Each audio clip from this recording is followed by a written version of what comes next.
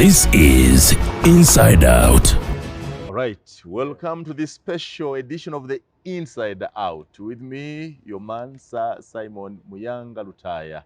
In this special episode, the unexpected happens. I think this is my first time directly to meet the Secretary General of the National Resistance Movement, Honorable Richard Todwong, but also the first time to come to the NRM Secretariat and enjoy the breeze around here. And I am glad. Richard, the thing has remained like this. Is this structure not shameful for a ruling party? Just see how your office looks like. Thank you, Simon. Let me first welcome you to the party head office. And indeed, you said it's your first time to come. I'm sure you must have seen things which are surprising you. Yes. We don't pride in structures. We pride in mentoring people. In the works. The party is more in the people than in the structures. So when you see a small head office, you might think the party is as small as the structure you see. But the party is as big as you can imagine. I see people training in Swahili and the others. When did that program begin? We have quite a number of programs. In the past, we were having ideological clinics that would help us to mentor our young upcoming leaders to understand. That was a bright idea. Party Ideological ideology. clinics. And indeed, we are still running them. We got a bit of a challenge in the middle when we had so many by-elections. So we got diverted in the many by-elections we were conducting. And we want to reactivate those ideological clinics because it helps us to understand the current affairs, political affairs and current issues, what concerns the public, and we discuss about them openly as party leaders. And we have also introduced Kiswahili, as you must have observed, because it helps us to widen our horizon in base in view of the East African Community Federation, because we know many of our young people are looking for jobs in the region. Many of them have failed to get jobs before because of Kiswahili. You know, in the region, it's only Uganda where Kiswahili is not widely spoken. Because of the history which is attached to it.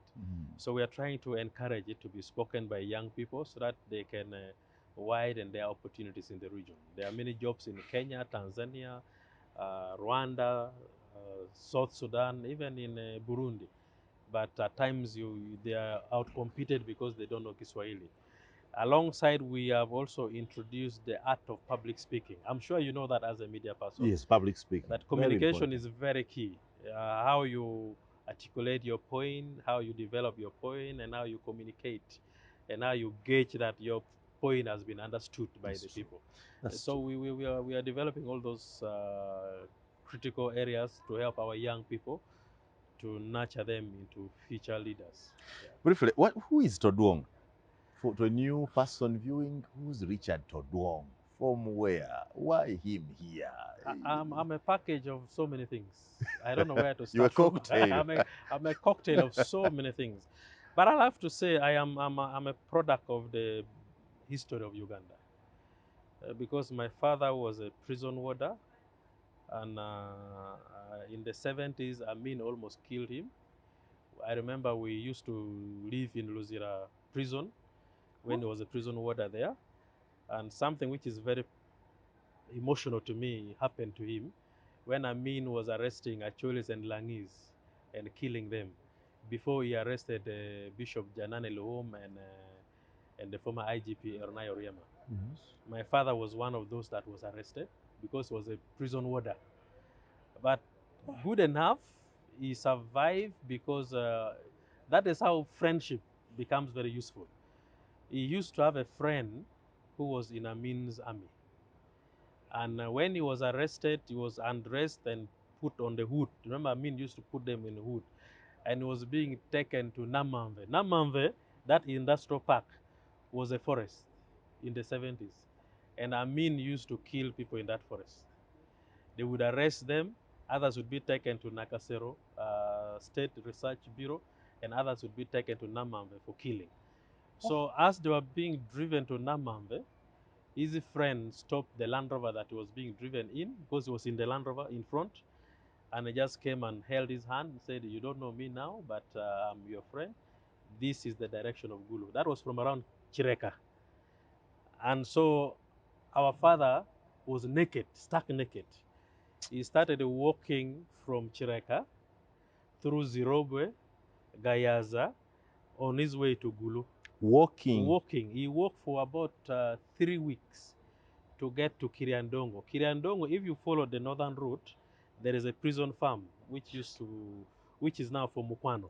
Yes. After Kirandongo town, there is a farm there. So he used to have a friend there.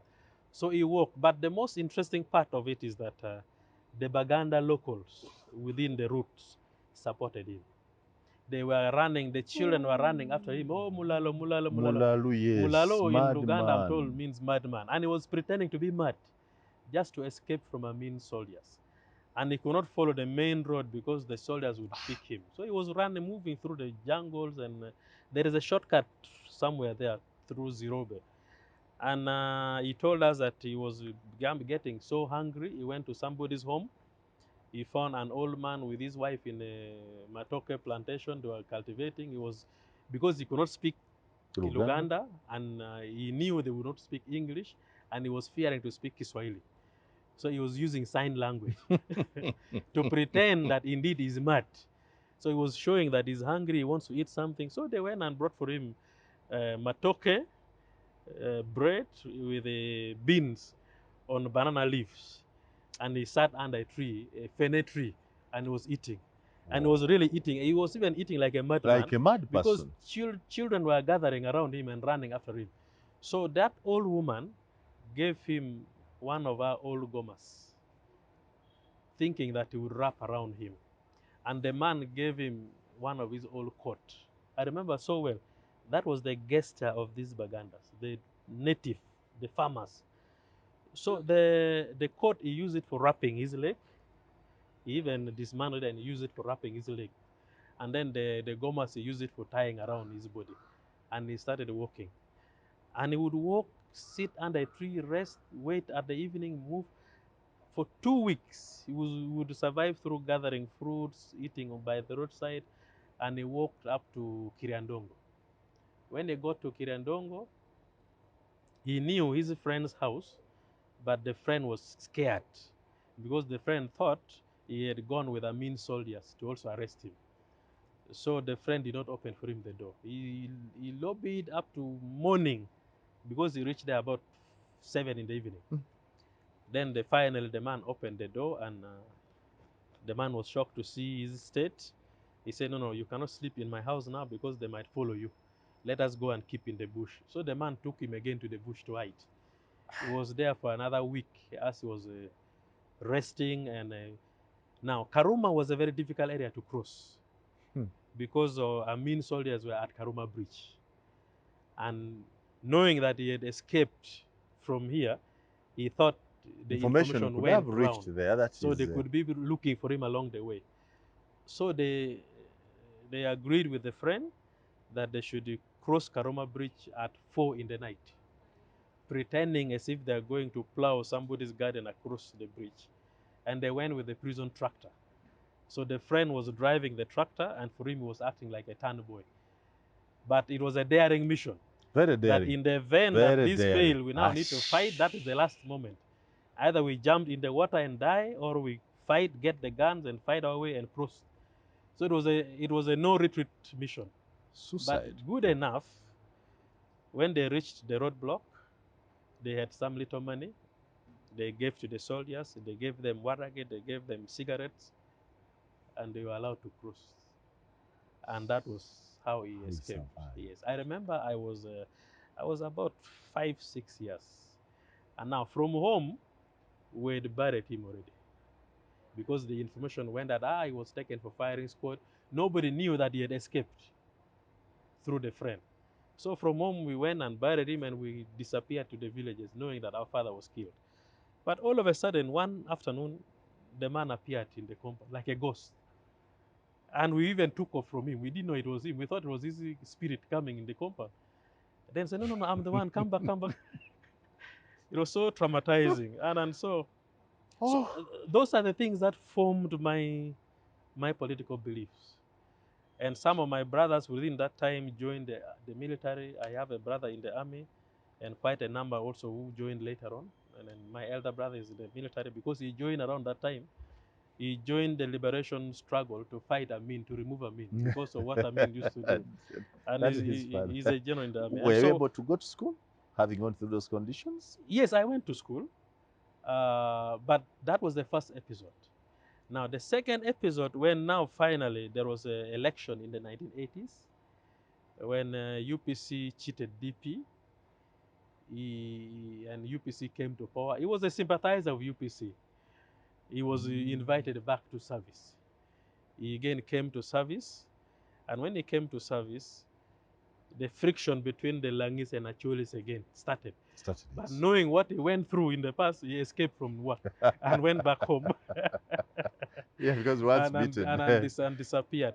The reason why Amin picked him from Luzira, according to him, was when Obote, during Obote 1, when Obote arrested his ministers, the Ebingiras and the others. Matian Singovis and the rest. They were imprisoned in Karamoja.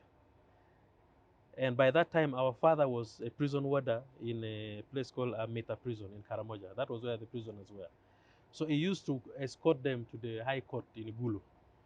So Amin, intelligence, realized that he was developing very close relationship with those people. With these prisoners. So he also knew he's a sympathizer of UPC. And that was what caused him problem in service, and he was arrested. That was the story. So yes, fast forward, the 1980 election happened. He came back to service when Obote II came to power.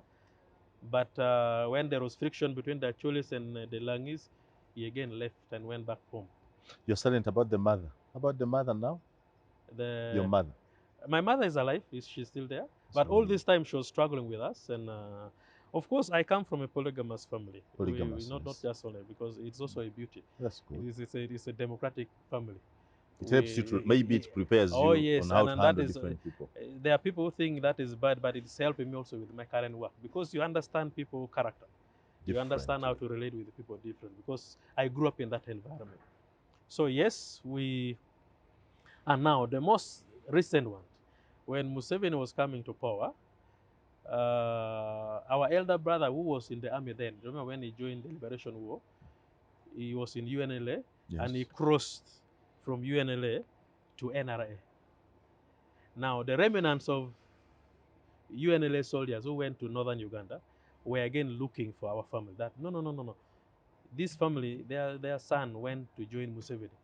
We need to show him that what he did was wrong. So we have to wipe up the family.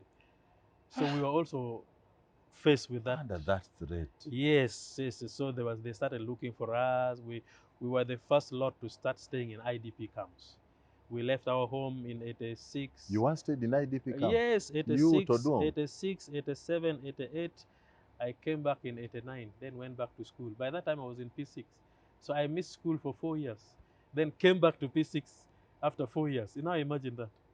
I started my foundation from P6 in 89. I remember about June, July. Now I came back to school when definitely I did not know it. So anyway, I'm writing the detail in the book. I am writing. No, you should write, because how did an IDP person so become anyway, our secretary we general? moved. I went to school, but one good thing, I was very good. It was, I would understand things, but to communicate in English was a problem. So I got good friends who would help me to pick up my English lessons very fast. And indeed, that was how I got mentored. When people look at me, they think I'm just a man who grew up on the first lane.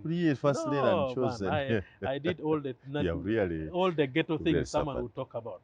So yes, I went. I went to one of the most organized primary school in northern Uganda then, called Negri. Negri was a school for the top class, like the level of Kisubi Budo. It's a Catholic funded school. Because my performance was extremely good, and so my sister, who wanted to pay for me, went to the school and asked for space for me. And I went and joined in P6, and I picked up from there. Now, the most interesting part again with my life is, because you ask, who is this Todwong? This Todwong, yes. Now, the class had 24 pupils. Of the 24, there was one who was always the last in class. And he was an orphan being raised and looked after by the church.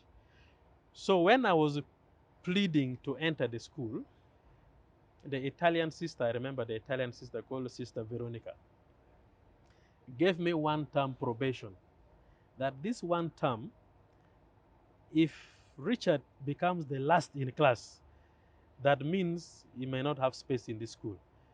At least he should not be the last in class. So me, I was wondering why that sister told me that. But the good thing is, my friends the friends I met, came and told me the secret. That no, no, no, that sister knew that this boy called Bob is always the last. And if Bob can defeat you, that means you can never be educated. So my measurement was with Bob. With Bob. So, That's so I was interesting. competing with Bob, and out of the 24 pupils in school, I became number 21. I defeated others, and that was the most exciting thing in my life.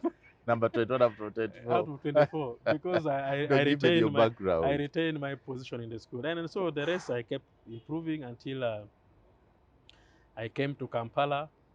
I joined Makerere, and I started now picking my leadership skills. Actually, when I was even in secondary school in Kampala, I went to Progressive. We were the pioneer. Yes, we were the pioneer of that school. I was the head prefect there.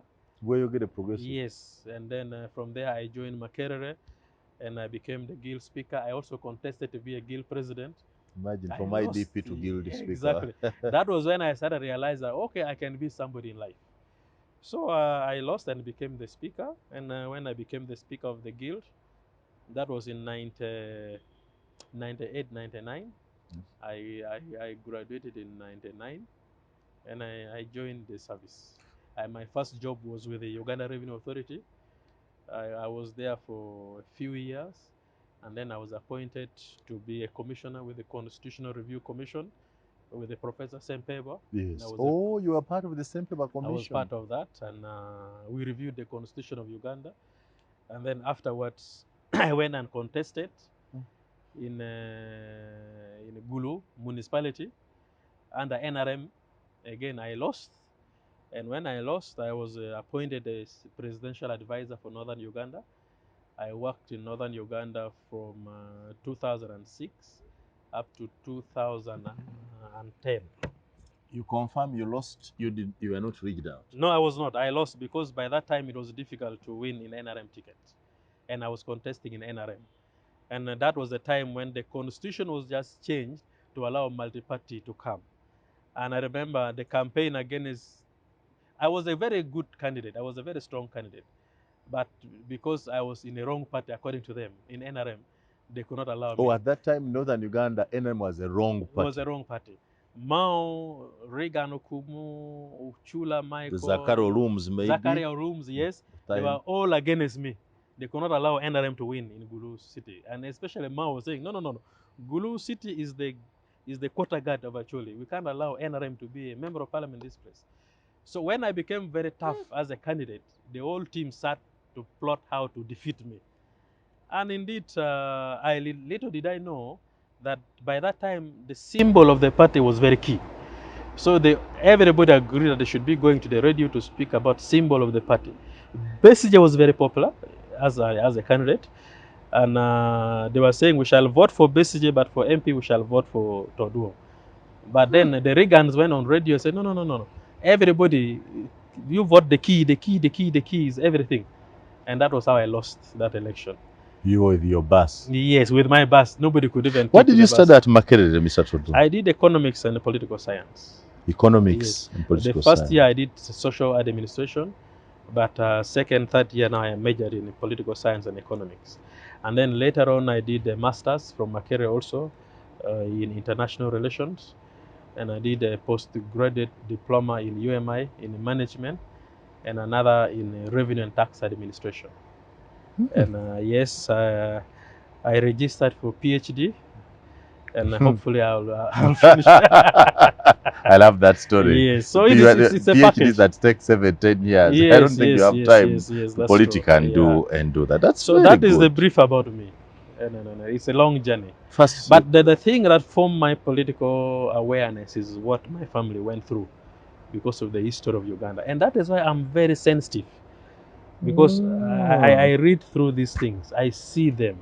And when we speak about leaders being more responsive, leaders being more conscious of their actions, it's because we have seen how leaders failed in the past and how it impacted negatively in the country. So we know some of these things. We speak with experience. How did you, at that early age, how were you identified to be part of the commission, the Same Paper Commission? And how was it working with people like Same Paper, highly regarded? Yes, when I joined, I can talk of luck, but also, to be very precise, apart from the generation of the current Chief Justice and the generation of Betty Bigombe, I was one of the latest generation of young people who are graduates who started supporting NRM. And then I think that also played to my advantage, because I recruited many other graduates when we were in the university to join NRM, because it was a taboo to be in NRM. But me being a graduate in political science and economics, I became the centerpiece of recruiting many other graduates to join NRM. And also when I was in URA, I was elected the chairman of the Uganda Revenue Authority Staff Union. I was like the chairman of the trade union. So when it came to balancing the commission in finding people from different regions of Uganda, I was identified. Certainly you were. Yes. And I work with people like the late Atekere Jalu, the late Sam Owo, who was a very senior person in banking.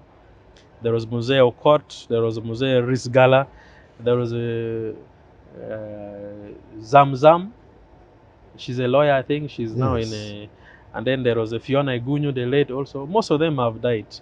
And then the senior counsel, Professor Sempeba.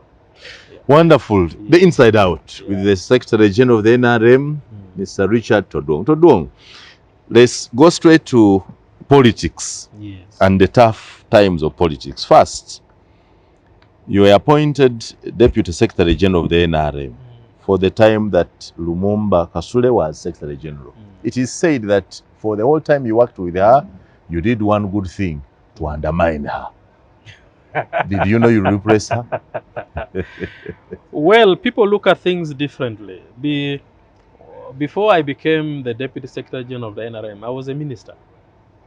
First, in 2011, I was elected a member of parliament for my constituency called Noya constituency. Then when I was a member of parliament... Noya was the one represented by Olum. Yes. Oh, you were the one who replaced... I was the one who replaced the remnants of Olum. No, Olum was replaced by someone called Oyet Simon, but I replaced Oyet Simon. Oyet was also FDC, so it was an opposition-dominated constituency. So I defeated them and came to parliament. You defeated them or you rigged them? No, I didn't. I defeated them because I really know my groundwork very well. I do my work. And in that I can say because you see, politics is all about connecting with the local person.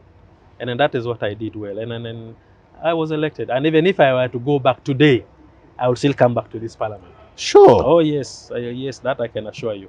So, yes, I came to parliament. And in parliament, I was appointed straight to cabinet. I was the minister without portfolio in charge of political mobilization. I remember, yes, portfolio. And because of that, I worked closely with the former Secretary General, Honorable Amama Mbabazi. And when we were requested and asked by the party to come to the Secretariat, we were assembled as a team to come to the Secretariat. The Right Honorable Justine Kasuli Lumumba was appointed the Secretary General, was appointed our Deputy Secretary General, and Honorable Namayanja was appointed the National Treasurer.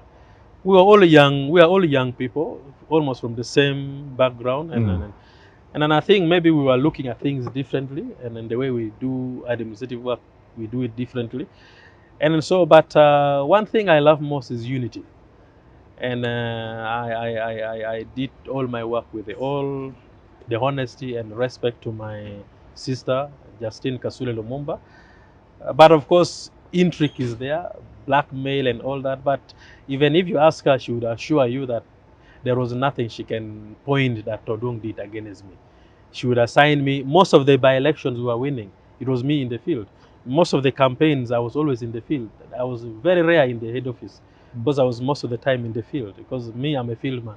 I love being in the field most of the time, and then that is what defined me. How would you rate her, having worked under her for that long?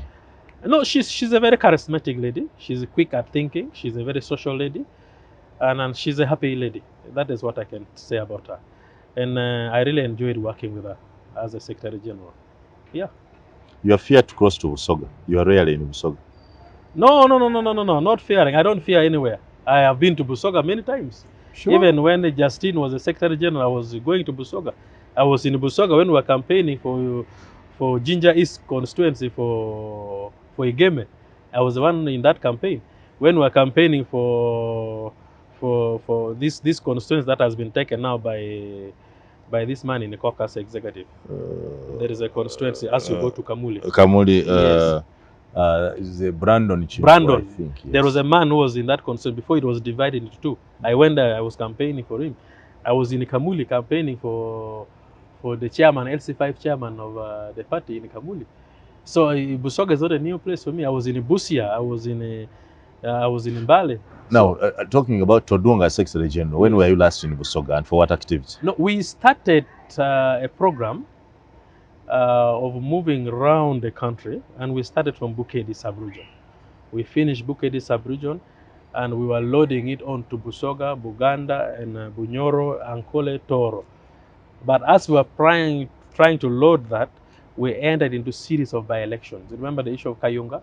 We were diverted with the Kayunga, we were diverted with so many of these by-elections, and until last week that we concluded with Oima. We have been in a series of by-elections. So it is yesterday that we sat in our meeting as top management of the party that we're now moving out to all these sub-regions. There is nothing that can stop me Todwong to go to any sub-region of this country. Nothing. So you're coming? I'm coming to Busoga. I will be in days. Busoga. Yes.